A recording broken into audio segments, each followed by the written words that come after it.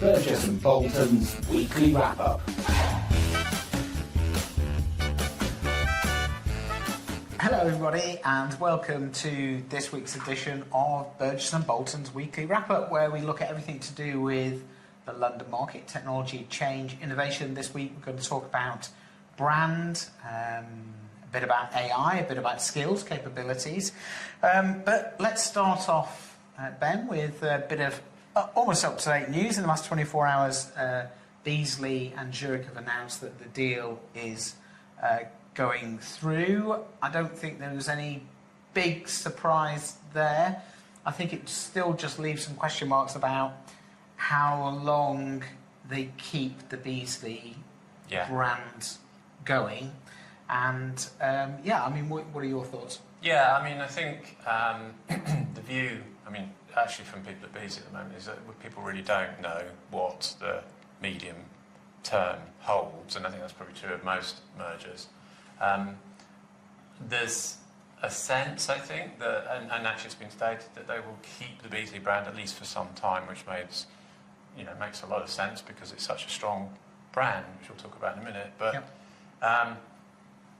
I'm not sure long term whether ultimately Zurich would keep that. I think there are options, and one of the options, of course, is to go for something that's a bit unfashionable these days, which is a sub-brand, a specialty sub-brand almost, which there have been examples of. I mean, AIG had one and Chubb had one. And that's quite complicated. I mean, running two brands is quite complicated, but you can have it as Beazley part of the Zurich group and so on. Yeah. I don't know. I mean, I think it will be a bit of culture, a bit of politics, I suppose, internally, a bit of what Zurich culture thinks about it and what they determine is important kind of in the boardroom, financially for them and everything else. There are probably a lot of considerations that go into that. But I think short, probably to medium term, what does that mean? 2 years, maybe 3 years? I don't know. You run it as Beazley, part of the Zurich group. Then, more importantly, I think for the market and for the people, is does the Zurich culture seep into the Beazley culture, or do they integrate those two cultures? I think it's fairly easy to do operating models and maybe even keep those a bit separate for a while, because I think they've already said, Zurich, that Beazley's good at running specialty business, or better than us, and that's why we bought them. And I think there will be a bit of people wondering and thinking about what is the Zurich role, what's the culture, because there are different cultures, obviously. Yeah. I mean, there's always different cultures, but Zurich's a much bigger operation, more retail-oriented, I guess, than a Beazley. Beazley has been a very particular type of culture as well, really, for its, I think, 30 years, maybe, operating. Very much, I mean, I think it's arguably, much bigger than it was when it started, but some of those values are still definitely there, the innovation and things. So I think there'll be people who will be very aligned with that kind of culture, and if that changes, they'll not be very happy. Yeah. And the other thing I think is just perhaps more pragmatically, people will have had over that period, there was a good deal for Beazley. There will be a lot of people with significant gains from the deal, and they might just say, I'll go and do something else. Yes. I think it's quite interesting as well, the timing of the deal. I've just been in the middle of running a series of events, starting with Tintel London Market a month ago now, but a series of breakfast briefings, just taking the temperature of the amount of change that is happening, not just within our London market sector, but the whole world, and that's driven by events, global events. If you look at the kind of the war that's just started, and the implications that has on insurance, people just getting to grips with that, especially when we're talking about global organisations with maybe offices and customers and whatever business in those areas. And then you couple that with the kind of tectonic shifts that we're seeing in terms of kind of digital change, and I'm even going to call it kind of the revolution that we're going to see over the next few years. And it is an interesting time. And actually, I don't think you need to make a decision quickly on that. So I think that it's probably pretty good timing, I would say, to kind of keep all options open for now. I think so, and I think that's probably the tack they're taking, is that we will do that. There's no rush to change to drop Beazley. I mean, obviously Sompo's just merged with Aspen, and Aspen's name's gone straight away. But I think that was a different kettle of fish. I think that was a brand that wasn't that strong really, and had had a fairly up and down history recently, and that's not what Beazley has had. Beazley's built a strong brand. It's got a very good portfolio of products. It's extremely strong in cyber. And it's got a very clear kind of strategic, forward-looking view, I think, of its business, and lots of good parts of it. Claims is good, and all sorts of things that we would look at would say it's a very, very solid and interesting, distinctive sort of business. So there's really no reason, unless it kind of clashes somehow, either internally on the politics or because you never know. I mean, a chief exec can come in and say, I'm not having all these other brands, I'm having Zurich as being the people running the show, and that's that. So you could have that as much as a personality could change it. Yeah, definitely. And that's actually a really nice segue to talk about your event last night, the London Market Brand Index sort of launch event. Although we say launch event, well, it's almost 5 years old. It is 5 years old now, and it's a really interesting event for me because they are marketeers in the room rather than ops and data and IT people that I tend to mix with. So it's really interesting to get their views. But do you just want to give us a quick summary about what the index is about and how it's put together? So the index, this is a London Market Index, and it's the leading brands in London, and we build it on the basis of its the awareness of those brands and the actual market share, how much they're used by brokers.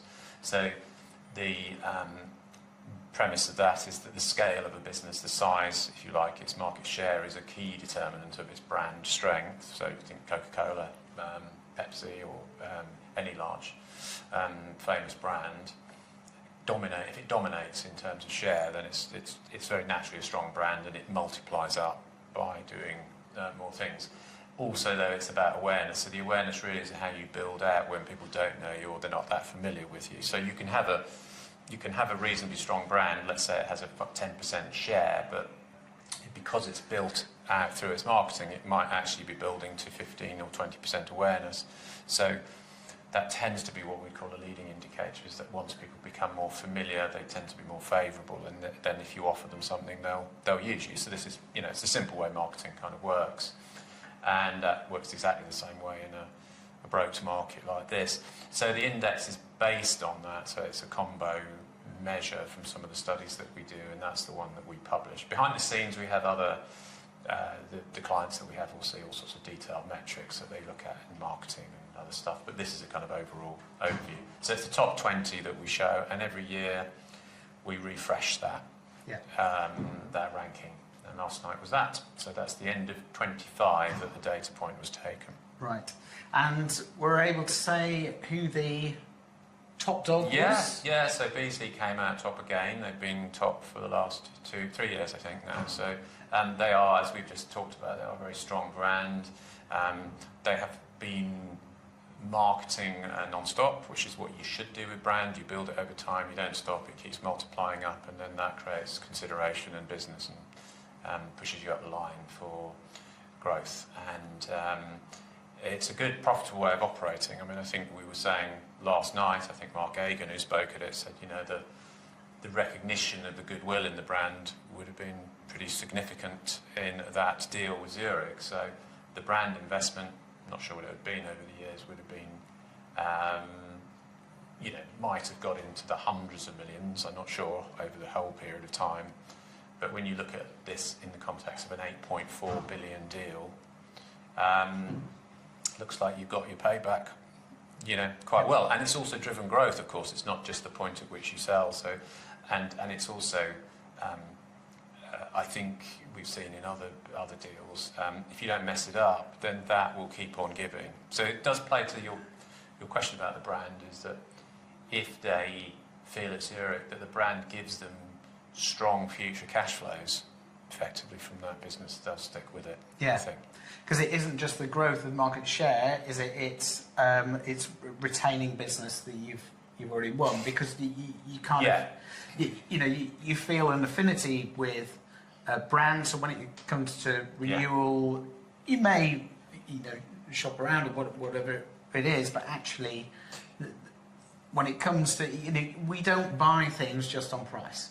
No, and this is what it comes to. No, not even when you're working in B2B markets. No. I mean, we showed last night, there are 120 entities, insurers of all sorts in the markets, MGAs and insurers of all sorts, where brokers are placing business. Obviously, there's the kind of top 20, which are the big players, but there's a huge amount of choice and a huge amount of places where risks get placed. And I think that because of the speed of that happening and how that process works, is that memory plays a huge amount. The available memory, who it's a bit like going into a supermarket and going, right, I know roughly what I want to buy, but the brand I choose, depends on kind of where it is on the shelf, what I know about it, if I kind of trust it. And I don't mean kind of like really trust it. It's just like like a Mars bar, I like that, I know what it is, and I've got it. Yeah. It's quite quick. The decisions are pretty quick. I think we also talk a bit about the kind of emotional context. So you can have quite a little emotional hit about a brand. Like a Coca-Cola bottle, for example, is a kind of iconic thing. You know the touch and feel of it, and you pick it up, and it's cold, and it's a summer's day, etc. You can have the same thing about all brands. And I think here what we tend to see, I suppose, is the human element, who are the underwriters, how they operate, their ethos and things like that. That will be kind of almost the coded stuff that lies behind, say, the Beazley brand, or let's just say it's kind of known as innovative. So if you've got a tricky little risk that needs a solution, you think, well, maybe Beazley again is supposed to go. So that all, pushes you up the funnel, if you like, for consideration in brand terms. So that's Beazley. I think going back to the table, I think we've also seen quite a few shifts. I was saying last night that only very recently, really last year in fact, we were talking about challengers and how much they'd taken lumps out of the incumbents, and that's all shifted. And we are now in a consolidating market. The money is flowing from the brokers to the biggest players more and more than it is to the smaller players. Yeah. So where that ends up, we don't know, but it's clearly also linked into the tech developments as well, which is how much of it can you automate and how much can you commoditise. And the bigger players are a better place to do that, because they've got the bit deeper pockets and they can do the distribution,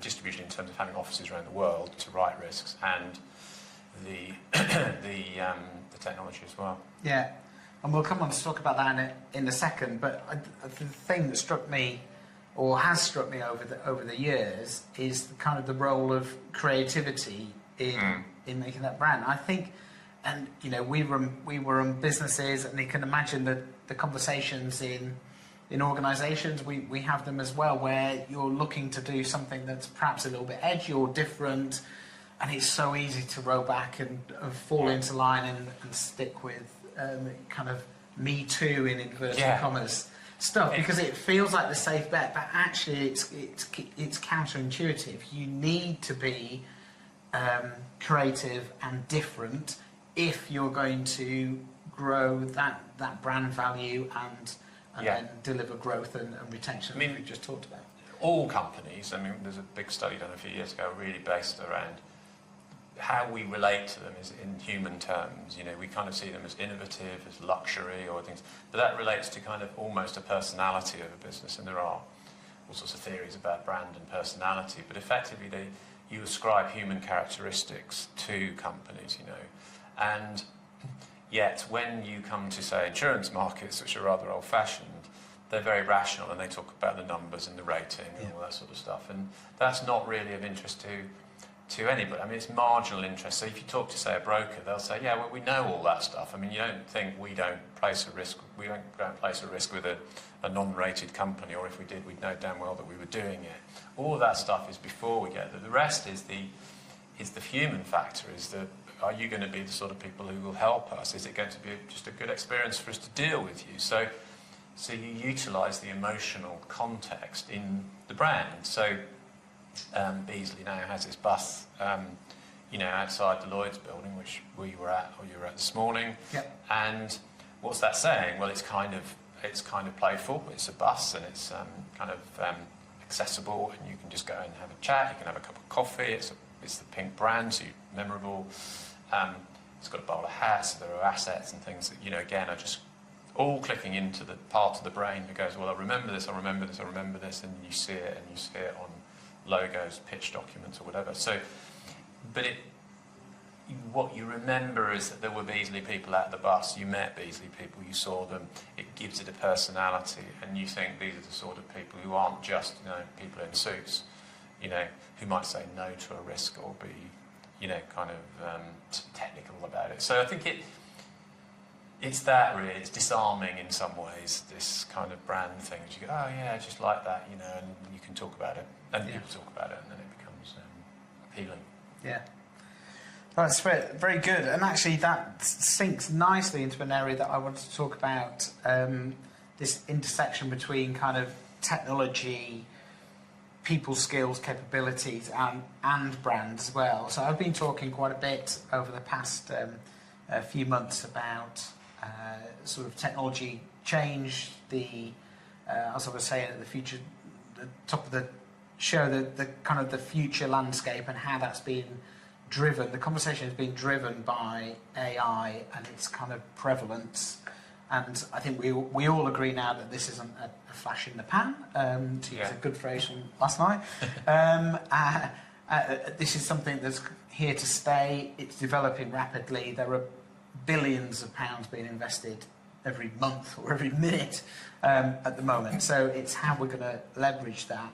And I've been talking quite a bit over the last couple of weeks about agentic AI, which is AI capabilities for agents to not only automate things, but be able to take on information and then make decisions in teams of agents with humans in the loop currently. But you can imagine in some of the processes with insurance where actually they are ripe for agents to do that work, especially straight through, and to deliver it consistently and actually more consistently than humans would, because we are in repetitive functions kind of prone to make mistakes and errors and things like that.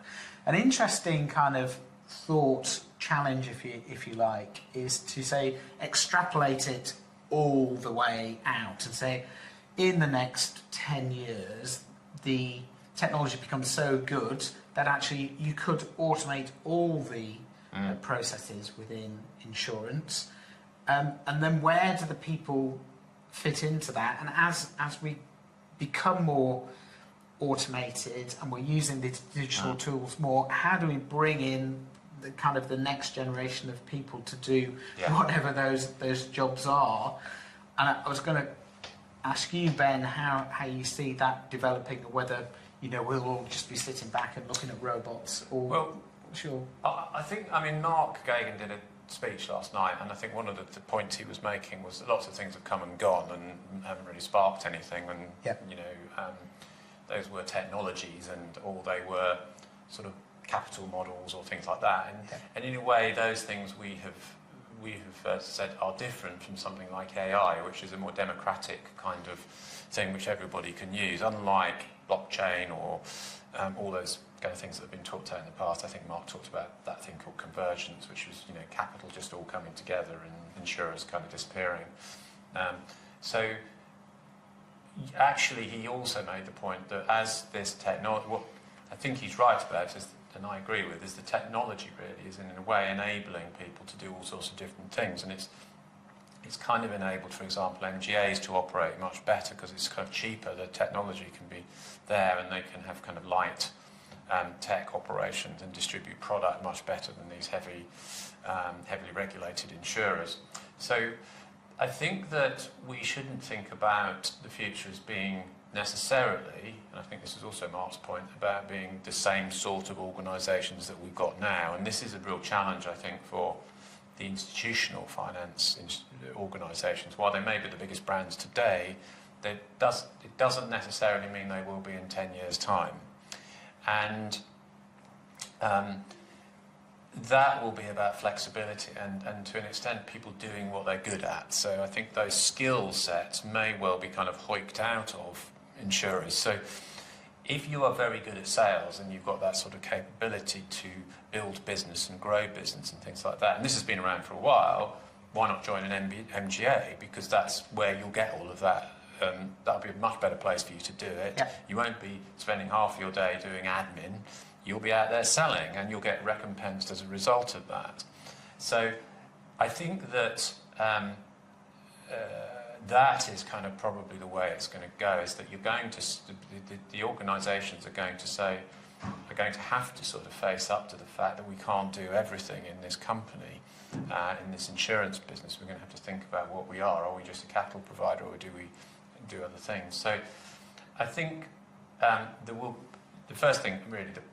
main thing to say is that there will be lots of opportunities. I think the skill sets will change. I mean, fundamentally, I think everybody kind of knows there'll be tech skills required, and there'll be sort of sales skills. There'll be data/tech skills. So I think data analytics and ability to understand and interpret information and give a viewpoint, a judgment, with AI, with technology, will be very important. I'm not sure that the business will need, if it automates as much as you think it will need so many of those people. I think there'll be, highly specialist but very good people at interpreting data and knowing when the AI is wrong and incorrect, and to keep an eye on it type thing. Yep. And then you will have, I think, probably people in a sales context in its broadest sense, but they will be innovating. So I think we'll move more towards product, in fact, at the end of this process. I think we'll start to say, let's make something like, let's say, a contingency risk or a K&R, kidnap and ransom product. Let's make that into something really exciting for customers that can do all sorts of different things, because we've got the data, because we know what it says, because we can price it differently, because we can align it with customers' real needs. And I think there'll be a lot of that stuff. So you'll get that. That'll be the intersection on data, which is you'll have product development teams saying, let's have a look at something that we can do with the brokers that can help. Now, maybe the brokers, and this again could all kind of blur, I think, but brokers may come and say, look, we've got this, we've seen this as a potential product, how would we develop it together?